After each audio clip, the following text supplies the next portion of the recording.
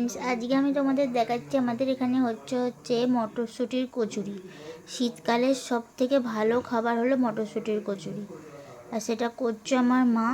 প্রথমেই পুরটা ভরে ময়দার তালেতে ভালো করে হাত দিয়ে একটা গুচি করে নিচ্ছে।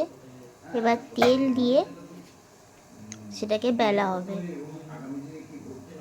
তোমাদের কেমন লাগে মটরশুঁটির কচুরি অবশ্যই জানিও। এবার এটিকে বেলা হচ্ছে,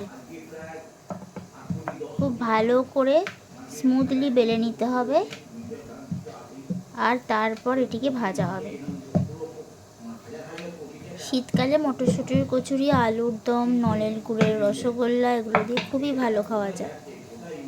এইবার এটিকে হবে ভাজা। Now it's frying.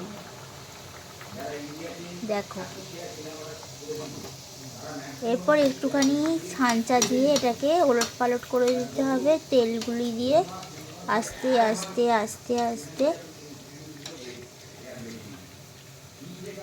ব্যাস, এবার এটিকে তুলে নিয়ে